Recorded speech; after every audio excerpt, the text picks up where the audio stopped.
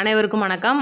இன்னைக்கு பேரவையில் எடுக்கப்பட்ட மிக முக்கிய முடிவுகள், தீர்மானங்கள், இதுக்கப்புறமா பேரவையை முடிஞ்சதுக்கப்புறமா நம்மளுடைய முதலமைச்சர் அவர்கள் செய்யக்கூடிய ஒரு மிக முக்கியமான வேலை, இதெல்லாமே நம்ம வீடியோக்குள்ளே பேச போகிறோம். ஸ்கிப் பண்ணாமல் பாருங்கள். பார்த்துட்டு வீடியோ 4 பேருக்கு ஷேர் பண்ணிவிட்டு உங்களுக்கு ஒரு லைக்கை பண்ணிடுங்க. உங்களுடைய கமெண்ட்டில் சொல்லிடுங்க. ரைட்டு. இப்போ ரொம்ப முக்கியமான விஷயமா இன்றைக்கி பேரவையில் ஒரு மிக முக்கியமான தீர்மானம். இதுக்கு முன்னால் தமிழக அரசில் அதிமுகவும் சரி திமுகவும் சரி கொண்டுட்டு வர தயங்கின ஒரு தீர்மானம், தமிழ்தாய் வாழ்த்து முதலில் இடம்பெற வேண்டும்.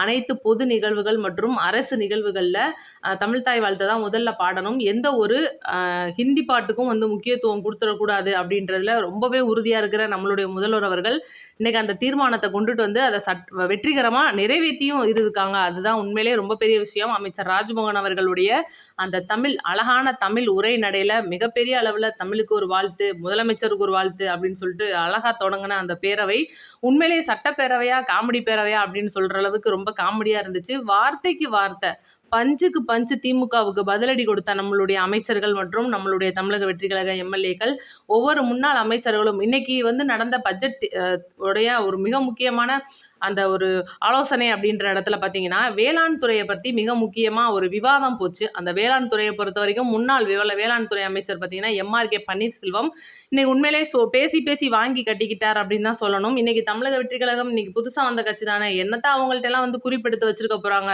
என்ன அவங்களுக்குலாம் வரலாறு தெரியும் அப்படின்னு சொல்லும்போது, வேளாண் துறை மட்டும் கிடையாது, இருக்கிற அனைத்து துறைகளிலுமே திமுகவுக்கு பதிலடி கொடுக்கறதுக்கான மிகப்பெரிய ஒரு வரலாறே இருக்குன்னு சொல்லிட்டு ஒவ்வொரு அமைச்சர்களும் பதிலடி கொடுத்தாங்க.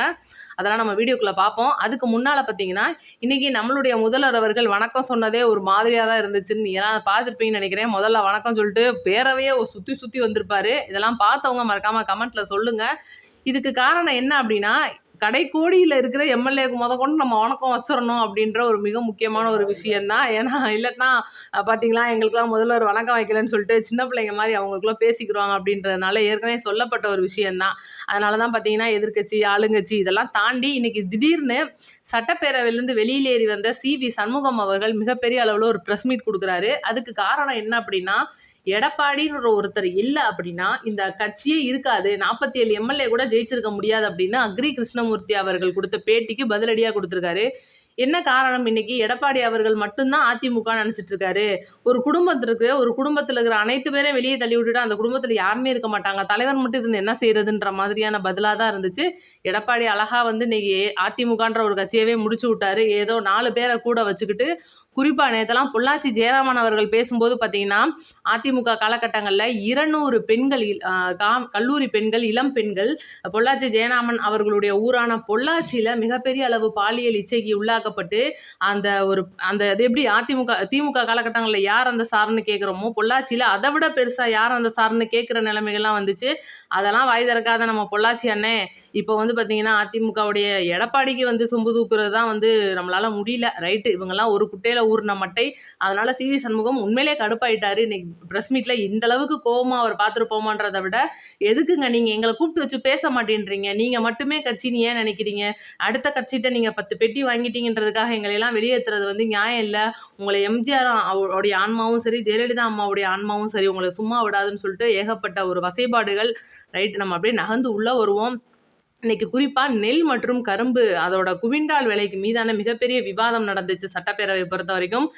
அவர் முன்னாள் அமைச்சரான எம்ஆர்கே பன்னீர்செல்வத்துக்கு எல்லா அமைச்சர்களும் நிர்மல்குமார், புஷி ஆனந்த் அவர்கள், செங்கோட்டையன் அவர்கள், அமைச்சர் ரமேஷ் அவர்கள் தக்க பதிலடி கொடுத்தாங்க.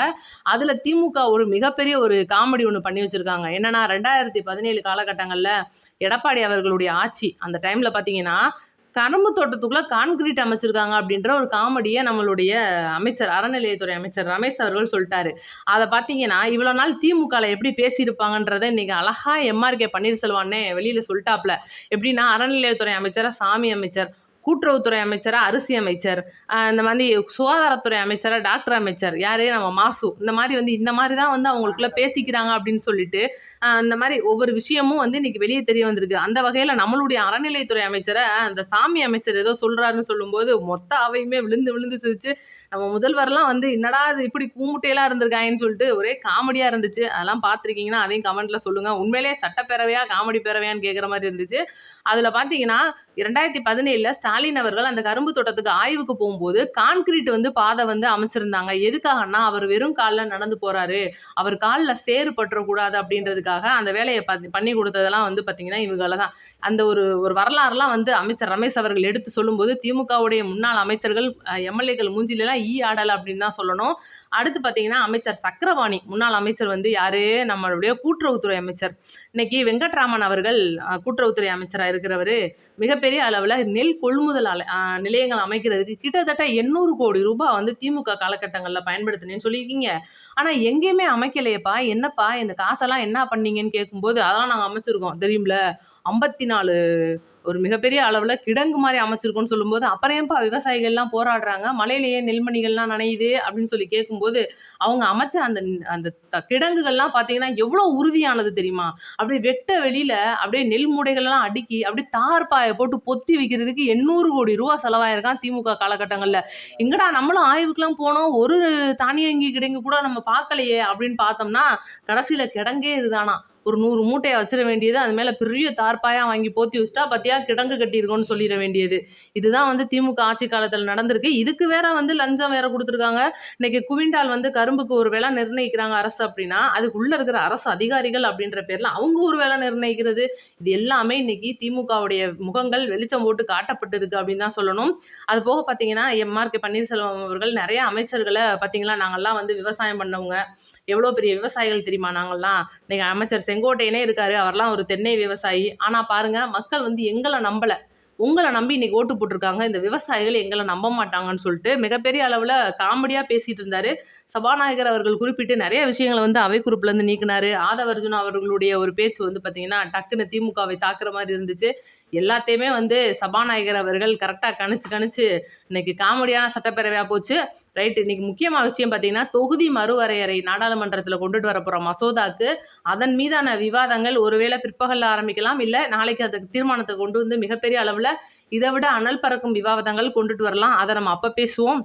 இப்போ அடுத்து பார்த்தீங்கன்னா தமிழக வெற்றி கழகம் கட்சி ஆரம்பித்து ஆட்சிக்கு வந்து 100 நாட்கள் கடந்த நிலையில் இந்த 100 நாட்களில் உங்களுடைய துறைகளில் என்ன பண்ணியிருக்கீங்க, உங்களுடைய சட்டமன்ற தொகுதியில் என்ன பண்ணியிருக்கீங்கன்னு சொல்லிட்டு மிகப்பெரிய அளவில் அறிக்கை கேட்டிருக்காரு நம்மளுடைய முதல்வர் விஜய் அவர்கள்.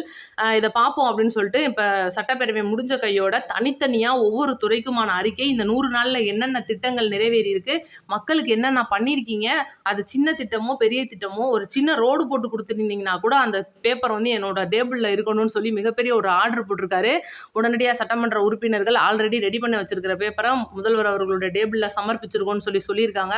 பார்ப்போம் யாரெல்லாம் எந்த அளவுக்கு வேலை பார்த்துருக்காங்களா, இல்லை எதுவும் பொய்யா சொல்லியிருக்காங்களா அப்படின்றத நான் அடுத்த வீடியோவில் சொல்கிறேன். ஏன்னா யார் தப்பு செஞ்சாலும் தப்பு தான். இது வந்து நம்மளுடைய எம்எல்ஏவாக இருந்தாலும் பரவாயில்ல அப்படின்றது உண்மை. அது போக எதிர்கட்சியில் இருக்கிற எம்எல்ஏக்களுடைய அந்த ஒரு செயல்பாடுகளும் வந்து இன்னைக்கு கணக்கெடுத்துக்க போகிறாங்க அப்படின்ற ஒரு தகவல். ரைட்டு, இப்போ எல்லாத்தையும் விட ரொம்ப முக்கியமான விஷயத்துக்கு வருவோம். இன்னைக்கு ஒட்டு மொத்தமாக சென்னையை பொறுத்த வரைக்கும் கூவம் மற்றும் அடையாறு அப்படின்றது ஒரு மிகப்பெரிய ஒரு ஆறுகளாக ஒரு காலத்தில் இருக்கும்போது இன்றைக்கி அது சாக்கடையாக இருக்குது. இன்றைக்கி அமைச்சர் புசி ஆனந்த் அவர்கள் அதை கையில் எடுத்து மிகப்பெரிய அளவில் தூர்வாரும் பணியெலாம் வந்து மேற்கொண்டுட்டு வர்றாங்க. வரக்கூடிய அந்த மலைகள்லாம் காலத்தில் அதை சீக்கிரம் தூர்வாரும் போது அதுக்கான வேலைகள் வந்து ரொம்ப சரிவர நடக்கலை அப்படின்ற ஒரு கம்ப்ளைண்ட்டும் முதல்வர் அவர்களுடைய காதுக்கு போயிருக்கு. மிகப்பெரிய சர்வதேச அளவிலான ஒரு குழுக்களை இறக்கி மீண்டும் இந்த கூவமாற்று மற்றும் அடையாறில் படகு சவாரி போகிறதுக்கான மிக முக்கிய வேலைகளில் நம்மளுடைய முதல்வர் அவர்கள் இறங்க போகிறாங்க. இது பழைய நியூஸு. ஆனால் சர்வதேச குழு இறங்கி மிகப்பெரிய அளவில் வேலை பார்க்க போகிறாங்க அப்படின்றது தான் புது நியூஸு.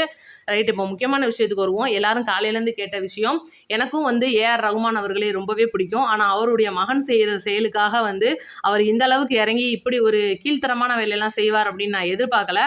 உண்மையிலே பாடகராக ஏஆர் ரகுமான் அவர்களையும் ஆஸ்கார் வாங்கிட்டு வந்த ஒரு நபராக வந்து இந்தியராக பார்க்கும்போது பெருமையாகவும் நமக்கு இருக்கும். ஆனால் இன்னைக்கு அவருடைய மகன் வந்து கார் ஓட்டிட்டு போய் மிகப்பெரிய அளவில் விபத்தை ஏற்படுத்தி அவருடைய மகன் மற்றும் அவருடைய மகனுடைய நண்பர் 2 பேரும் காவிரி மருத்துவமனையில் நல்லா சும்மா சிராய்ப்பக்கார காயங்கள் தான் தகவல் வந்திருக்கு, அனுமதிச்சிருக்காங்க.